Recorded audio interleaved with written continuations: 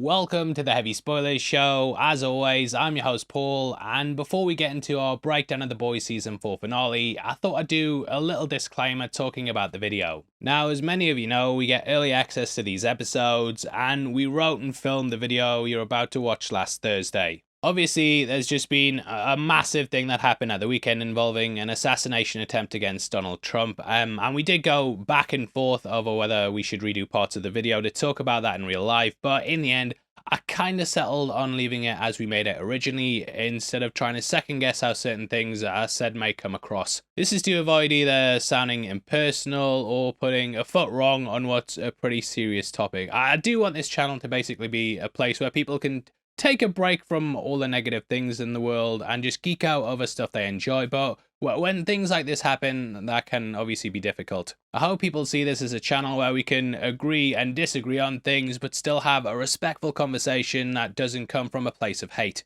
Obviously, I don't condone stuff like this, and I do think it's important to condemn this stuff, no matter what side of the political spectrum you fall on. Anyway, bit of a downer way to start the video, but I just sort of clarify some things and make it clear why we don't address something that's obviously similar to what happens in the episode. I hope you guys enjoy it either way. This might even come across as virtue signaling or what, but yeah, thanks again for watching the channel. We appreciate it, and yeah, hope you enjoy the video. And take care of yourself, mate, and I hope you have a great week. Thank you. Welcome to the Heavy Spoilers Show. I'm your host, Paul, and in this video, I'm breaking down The Boys Season 4 finale. Episode 8 is now here, and it sets up a lot of things for Season 5. We now know that that will be the last season of the show, however, there's lots of things going on. We have Gen V Season 2, and also The Boys Mexico, and lots of things falling into place. Plus, there's lots of unanswered questions and things left in the air. Whether it's where A-Train or Edgar are, Ashley's transformation, Samirs' escape, Daphne not being in the show, or what happened to the Guardians of Godolkin, there's a lot to talk about. So come with me as we break down the episode and talk about all the Easter eggs in it. We'll also be going over what happens in the comics, as there are a lot of things that could be happening in the future. With that out of the way though, huge thank you for clicking this. Now let's get into The Boys. Victoria here is a superhero. Now the episode's titled Assassination Run, and it centers around saving Dakota Bob. However, due to comments he makes about Victoria, the country gets thrown into chaos. Thus, martial law is put into effect, with the Supes now getting unrivaled power. Democracy is dead, and Homelander is now in control. Now, the episode predominantly takes place on January 6th, which was teased to us last week. At the 21-minute 50 mark, we saw them going through the assassin's file and had a paper with the date on it. It was also mentioned by the cast and crew, with it all building towards this. No prizes for guessing what real-life thing it applies to, and we begin the episode with VNN Today. A clear parody of Good Morning America, we hear the top stories of the day. Now, after A-Train ended up being exposed as the mole, the company's now decided to cancel the Training A-Train movie. Even though they finished it, they've realized they'll make more money as a tax write-off. We just realized we'd make more from the write-off. Now, you might remember, something similar happened with the Batgirl movie, and this is a clear jab to Warner Brothers. Heard they were sending shots at Warner Brothers, and the worst thing is they didn't even warn a brother. Oh, brother, this guy stinks! Adam Bork's out here trying to convince Vought Studios to release it, with him posting the hashtag release the Bork cut again. Or was it that release the Burke cut? I don't know. Moving on though. This is a clear nod to the Snyder Cut movement, with them parodying it originally to get the Dawn of the Seven released. We also see the Vought Studios logo, which is clearly riffing off of Marvel. Now, the Supes have dropped a big PSA to say all lives matter. I take responsibility. This is taking the mick out of the Take Responsibility PSA video by all those celebrities during the time of the Black Lives Matter movement. I take responsibility. I take responsibility. I take responsibility.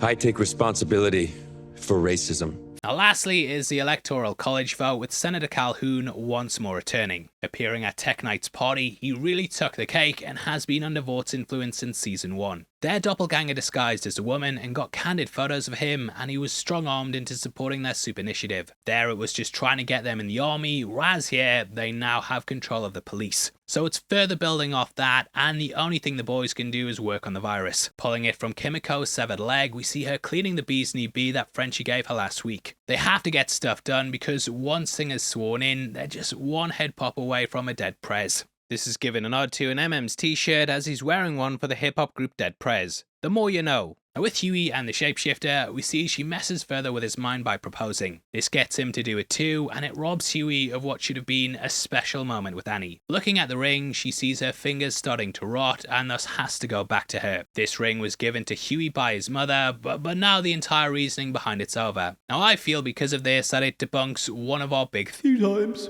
We did say right that, well I said that I'll take responsibility for it. I will take responsibility. Now we did say that we thought Daphne might have been the shapeshifter all along and that this was done to get close to Huey. However, she obviously dies in this episode, and though we don't see anything with Daphne, it's likely because they didn't have time to include her. I do think it's a bit weird the last time we saw her was in the Made in Manhattan scene, but even if the shapeshifter was her, it would mean she'd have to be alive somewhere for her to not keep rotting. So that theory time's debunked, and over with Butcher we see he's been hospitalised after his fall last week. Lad's worse for wear, with them greying up Carl Urban's beard and hair and making his skin look paler. Offered to deal with the devil, Kessler says he'll juice him up just to give him enough energy to take down all the soups. He explains that he was the one who helped him kill Ezekiel, and Kessler might be a personification of the parasite. This pops out of Butcher later on in the episode, with it being akin to the whips and tentacles that the symbiotes have in Marvel. Now this is strong enough to tear a soup apart, with Victoria getting the same fate as Ezekiel. I feel like Kessler is actually just the comic version of Butcher in full force, and that highlights his fate. We'll get into that later on, but who I want to talk about first is Mallory. In what's a reflection of the end of season 2, she's agreed to take Ryan once more into care. In the end though, he kills her, and it was a big twist I wasn't expecting. Not a big twist like her neckmate, you know what I mean. Now it shows that Ryan's kind of lost, and to me, it's the move that pushes Billy off the deep end. The season started with Ryan killing someone, and he was completely torn up about it. Now, sadly, he's more like his dad in that he views people as things that just get in the way of what he wants. Now, speaking of Homelander, we cut to him opening up, let's say, his chest of collectibles. The picture of Stormfront is there, Black Noir's sword, and Madeline's breast milk jar. You might notice that the jar of grey hair, that's now way fuller than it was earlier in the season, with him tipping some of them out. Finding the Christmas present Butcher sent Ryan, in the end, he just trashes his room. It's an immature way to deal with things, and he's once more shot looking through a hole. This ties back to earlier at the lab when he lasered that guy's dick off. These were both moments of anger at the past and people he was desperate to get acceptance from. As we know, Homelander's had psychological conditioning that made him dependent on the approval of others. Ryan's rejection here is what's sending him more and more insane, and it all boils down to the fact that he never had parents. Like, he had parents, but people that loved and cared for him, you know what I'm saying. Now, he's tried to be a father, but failed at that as well, and thus he feels like a failure in everything he does. The most powerful man on the planet has no power over those he loves, and Ryan doesn't even listen to his orders. Come here. That's an order. Now symbolically, we see the flag and monuments of America burning around him. This highlights what he's going to do to the country, with it all stemming out from this moment. The burning flag especially carries a lot of symbolism to it, and it's such a good way to foreshadow the future. In the center of this burning monument to the country also stands Ryan and Homelander. I actually thought that the pair were about to throw down, but he panics after a TV falls. Still though, it does to me at least highlight the battle for America will be something that's decided with these two. Cutting over to Annie, we see she's been having a play on Lunchables, with these being Black Noir Lean Lad diet lunches. There's also the chance to win a season pass to Vault, and this is of course a play on Disneyland. We learn that there's a big class action lawsuit against them though, because the snacks cause kidney stones. Now I also think Annie is wearing a firecracker t-shirt showing how the shapeshifter taunts her victims. She also tells her about the proposal, the sex after it, and how she used the story of her grandparents when doing it. Pretty brutal, mate, and it reminds me of like when people watch 8 episodes of breakdowns of The Boys season 4 and don't hit the thumbs up. Really hurts her. Now when she crouches down, you might also notice that she's wearing Starladder sneakers. At this point, we also learn that the shapeshifter absorbs memories, and this makes her adept at mimicking her targets. Now we guessed last week that she deleted all the info on Newman off the laptop, but I was a bit unsure on how she got the safe code. Just didn't mention it because it would make the theory fall apart, but obviously taking memories gave her this information. So we got a theory right, I guess. However, in doing all this memory absorption, it's come with a cost. Absorbing everyone else's memories has shoved out her own, and she now no longer even remembers what she looks like. Now this power developed during preschool when she absorbed her teacher's memories. Having this big info dump at such a young age has clearly messed her up and turned her into a psychopath. Sociopath. Sociopath. Now, this is defined as someone who has no regard for right and wrong and ignores the feelings of others. She says that everyone feels justified when they do something wrong, and that everyone she's mimicked does the same thing. Everyone is the hero of their own story, and she berates Annie for how she's blamed everyone else. She says Annie wasn't even the first choice, and I do wonder if Huey was the original plan. I am still unsure though about how her powers work though, and we've only ever seen the transformation into women. Even her first transformation was a woman with the teacher, but yeah, it was a guy who picked up the folder from Sage. Either way though, that slice on the hand of Huey did make me think they'd go with him, and she'd definitely have enough DNA to mimic him, because you know what she's been up to. 20 times in 10 days apparently. Bloody lucky guy. Anyway, taunting Starlight for losing her powers, these end up coming back in the end. It's weird that when she became Starlight once more, these disappeared, and it's only once she focused on being Annie that they fully fell back into place. Jumping back to the hospital, we see Huey calling Butcher, and we learn he's been blanking his calls. It's sort of a flip on the scenario as the season started by Huey ghosting his dad's calls. His dad ended up dead in a hospital, and thus you can see why Huey's making up for the mistakes of the past. Butcher tells him about this steakhouse he'd heard about in Nevada. He told Lenny that the birds got their baps out when they brought you a steak. Butcher talks about how they were gonna go there someday, but they never got the chance to. However, I feel like this is actually foreshadowing something that's gonna come down the line. I believe this is where Butcher's driving to at the end, and later on we'll talk about how I think it lines up with the comics. Does spoil the ending of the book though, but I believe they're setting it up here. Go there. For me and Lynn, would you? He says he'll go to the top of the steakhouse, and it would make sense to catch the character here. Either way, we cut over to Truth Bomb and start to see Firecracker coughing as she gets slowly more and more sick throughout the episode. I wonder, right, if she's gonna end up dead because of this, and they kinda leave her sickness up in the air. Either way, Homelander was ready to toss her to the side before she unveiled her special gifts. Now though, I think she's going to be put in a position where she realizes what he really views her as. Though she's been loyal, always subscribed, and willing to do anything, he makes her move away from him when she's coughing. He isn't willing to comfort her at all, and it shows how little he cares. We know the medication she's on enlarges the heart, and it's putting her severely at risk. However, even though she's sick, he wants her to keep taking it, and we've seen how he uses the women around him for what he wants. This is exemplified in Victoria, who he outs on the show. This is akin to when he outed Maeve's sexuality, and both were people he completely blindsided. Guy hasn't even thought things through, and it shows how off the leash he is. He even lasers her and triggers her eyes, and I think the acting here by Claudia is incredible. She's kind of just forcing a smile and trying to look professional, but yeah, you can see the shock going through her head. Homelander sees it being the first super able president, but she says she'll be impeached and will have to be re-elected in 4 years. However, he says there's new rules, and it's clear he wants to create a dictatorship without democracy. In doing this though, he'll have to arrest people in their millions, which is where the internment camps come in. Now Calhoun still certifies the election, but riots are breaking out across the country. To make things worse, the laptop's wiped, and a Billy Joel phone case, mate. You know he loves Billy Joel. Cutting to Singer, we then see he's called a new election and denies knowing Newman was the soup. However, he's well aware, and he says that if he gets in, it'll be over his dead body because he'll have been assassinated. Very good defense plan, that. Now in the comics, it was Vic the Veep who killed the president, with Victoria being a gender swap. Unleashing a wild Wolverine, he then assumed the mantle and gave Vought several government contracts. However, they're going in a vastly different direction, with her dying while Singer survives. Now switching to the scene with Mallory, knowing what happens, yeah, it's pretty bad, mate. She does the usual thing when you see a kid that you haven't seen in ages, and you're like, you've grown up so much. What they're feeding you?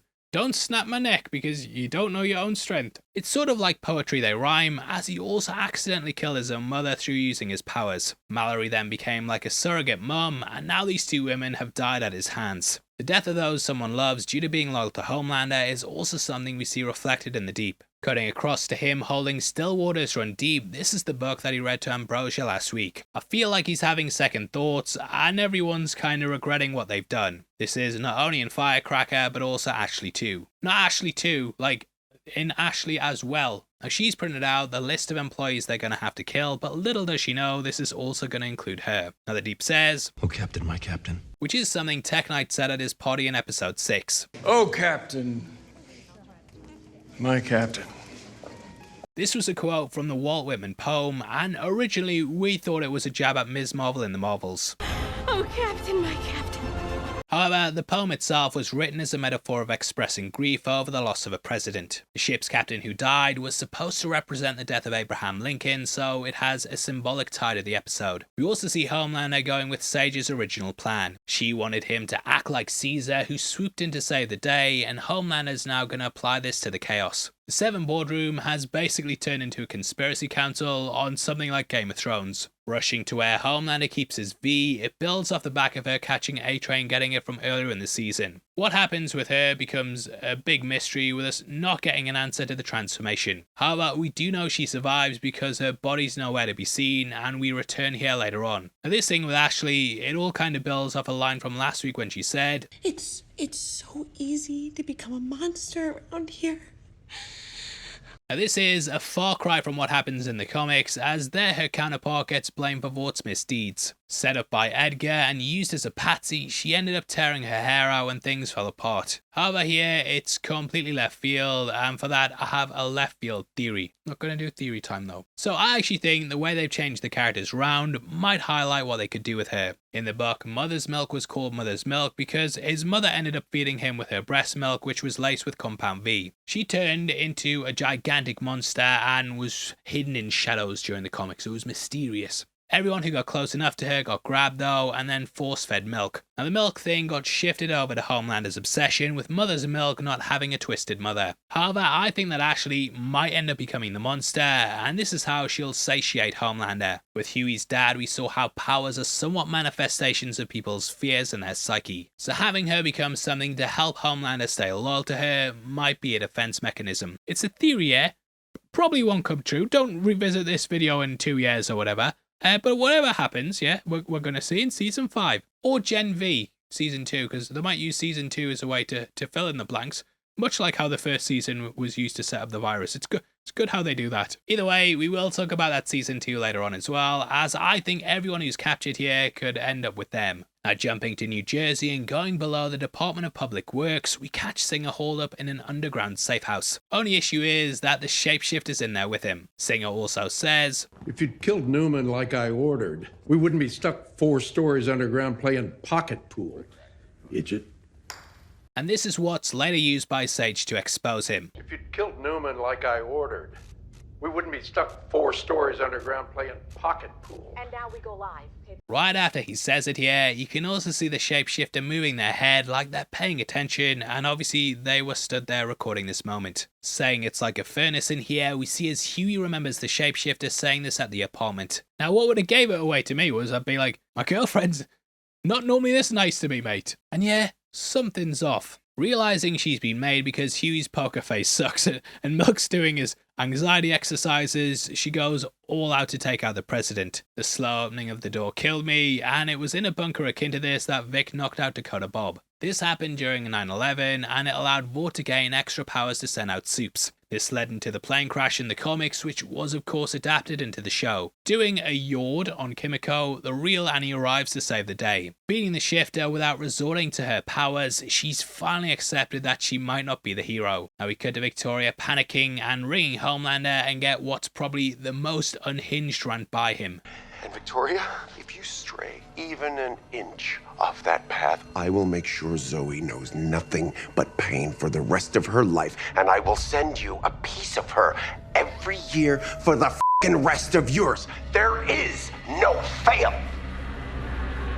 To make things worse for Victoria as well, Frenchie's sorted the disease out. Annie goes off on Huey, but like, you can't blame him, mate. He didn't know it wasn't you. Like, do you understand how shapeshifting works? Now, in a desperate move, Victoria rings Huey, offering to resign without a fight in return for safe harbor. Turns out Samir has been in touch with her, and we know she knows they cut off his leg and that he worked on the virus. What's happened with Samir, we don't really know, but I feel like he's probably out there with Edgar. Edgar was saved by Vicky earlier in the season, but we don't know what's happened with the characters. However, he and Samir know each other, and it makes sense that Vicky would hide them out together. With her out of the picture and Zoe at Red River, I think the pair will work together to save their daughter/granddaughter. Not Edgar's real daughter, but you know what I mean. Now I feel like Samir and Edgar will manufacture the virus again in order to get revenge on Homelander. It's the only thing they know that can take him down, and that's how I feel like things are gonna go. Zoe going to Red River is also the worst nightmare for Victoria, as we learn that's where she was raised. During Gen V, she told Marie she'd been sponsoring her because the pair had grown up in similar circumstances. Vicky said she was doing it also her daughter wouldn't end up there, and in the end this shows how all her work has just cursed her daughter to end up there. Now we cut across to the 7th Tower and see how worse for wear Firecracker is. Running along and coughing, she has to bust out a gun to take someone down. Deep smashes the rider's head like the like button, with him making him say he respects him before killing him. That's all Deep really cares about, and it's the character's Achilles heel. He enjoys killing, and now does Noir, who's slipping more into character. We learn that the pair weren't invited to Tech Knight's party because they weren't deemed as being needed. It's because they're stupid. Well, Deep is, and Noir doesn't talk. There though, Deep told the new Noir that the last one used to get turned on when killing, and finally this one does too. He's made it, he's finally fit the role, perfect casting, and also like rest in peace Ashley too, I miss you. Now though, everyone else like Ashley, the new Noir, they're all becoming monsters, and who doesn't want that to happen as Huey? If we're ever gonna win against monsters, I think we need to start acting human. This is a flip on the phrase on having to become a monster in order to fight them, and it is something that they've featured in the show before. Butcher now though, he's an opposite to this mind state, and it's a nice way to set up his entrance later on. In between that though, Kimiko finally confesses her feelings and she and Frenchie kiss. They've been on a journey apart from each other this season, but have always ended up coming back together. This was probably the happiest moment in what's been a pretty dire finale emotionally, and yeah, it was nice to see the pair getting their moment of happiness before it was ripped away, because you don't deserve happiness in this world, it seems. Now back with Butcher and Ryan, we see Grace telling him that Homelander ordered the Hilton Singer. We do see him kind of being a bit creepy as he uses his super hearing to listen to Grace whispering. Grace though, she lays it all out, including how Homelander was behind the flight and also how Ryan was conceived. Butcher then finally admits they need Ryan to kill Homelander, but I do think in the end they'll use the virus. Ryan doing this will put him on a dark path, and I feel like Butcher will have to do it in the end. This will be the way to truly save Ryan, and it'll mean he's taken away from the influence of his father. However, he won't have to become a monster in order to do it. In the end though, Grace threatens to seal them in and flood the room with gas, but Ryan pushes her out the way. It was just a little push, mate, but finally Butcher sees that maybe Kessler was right, and he arrives amid meat, finally killing Victoria. Now, I was a bit like, I don't know, I think Butcher having this big worm thing, it's going to be something I'm going to need to get used to, because in my head, I sort of still view him as how he is in the comics. There he had the powers of V, but all the boys had been injected with it. Here, the V24 is mutated in him, and this is clearly what's keeping him alive. He's now bulletproof and extremely powerful, making him likely to become a Season 5 villain. Again, we'll talk about this later on, but there's lots of things they're setting up. Anyway, with Vicky gone, we cut to Homelander in his room watching the report of her death. Holding Ryan's bag, this will now likely get added to his comfort box. Sage then comes in, revealing that things have actually went according to plan and Singer's now been ousted. She's someone who's here to once more serve Homelander, and this whole thing goes down at the exact same spot Firecracker revealed her allegiance to him. That spray still gets me. I burst out laughing when I see that, and every time I see it, it's just as funny.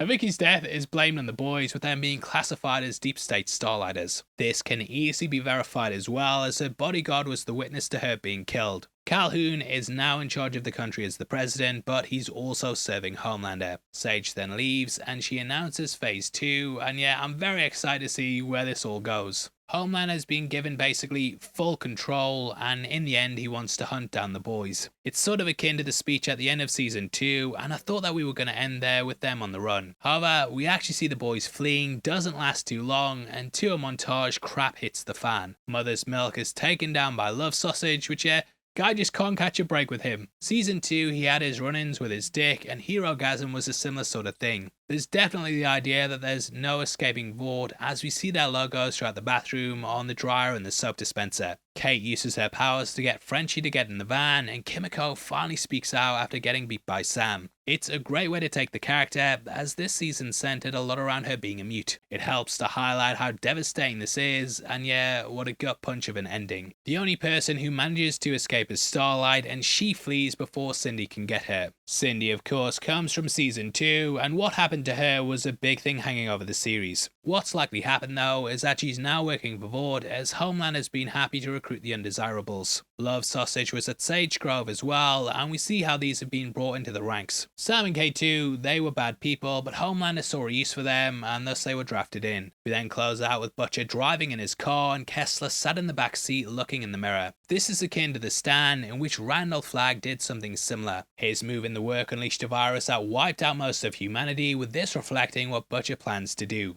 After some little credits, we learn Calhoun's found out about Soldier Boy, and we catch him sedated in his Winter Soldier tank. Looking down on him, Daddy's home, and yeah, what a big tease for season 5. Now how their relationship's gonna be, I'm not 100%, as they didn't exactly leave things on the best terms. I do feel like Soldier Boy may end up caring for Ryan, but yeah, he's not exactly the best role model either. Also, I can't wait to see what happens when Kate sees him, because they had that big scene with him and Gen V in her mind, which was very crazy. Still though, we now have several characters on board who can kill Homelander. I also feel like A-Train, Starlight, Ashley, and even Maeve, they're all people out there who could unite and come together for season 5.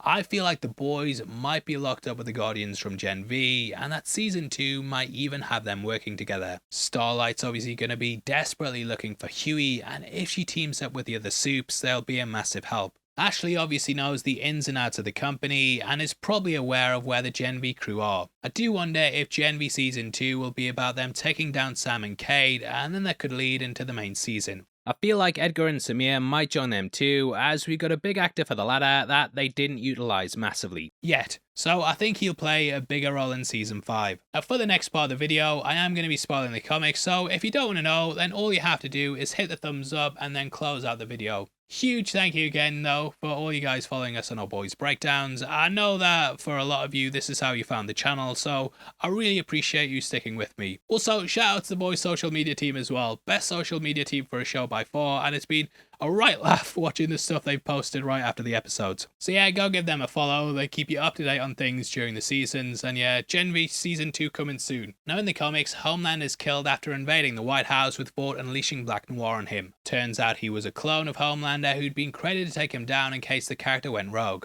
Now this led us into the final arc in which Butcher was the main villain. He killed all of the boys except for Huey and then went to the top of the Empire States Building. Planning to unleash a radio signal that triggered the V within the Supes, this had a reaction that would cause their heads to explode. I think the virus is obviously akin to the disease, and they can easily turn Butcher into a villain. Now in the comics, Huey went up there and managed to stop him before he went too far. In his dying breath, he thanked Huey and was grateful the character stopped him from committing genocide. Huey is someone who'd been his canary and stopped him from being his worst self. This is something they brought up in the show too when they discussed Lenny. So I think something similar is going to happen, but Butcher's going to have to fight off Kessler in his mind and the tentacles inside of him. I feel like they're going to shoot out, like in my head I'm viewing it like the tentacles shoot out, they wrap around Huey, and then Butcher will have to fight and overcome them. You know those sorts of scenes. Now, as we mentioned before, I think this will be all going down at that Nevada steakhouse, which I feel like Butcher's driving towards. The Empire State Building is going to be a hard place to get and film at, mate, so yeah, something like that makes more sense budget-wise. Even the 7th Tower would work though, but I feel like that story was brought up for a reason. This is where Billy wanted to go with Lenny, and Huey is of course a stand-in for him. So I think this will bring things full circle from the story, and of course let me know all your theories below. Anyway, that's our video and our coverage of season 4. I will be doing a video on some unanswered questions, I think, just theorizing stuff, but yeah,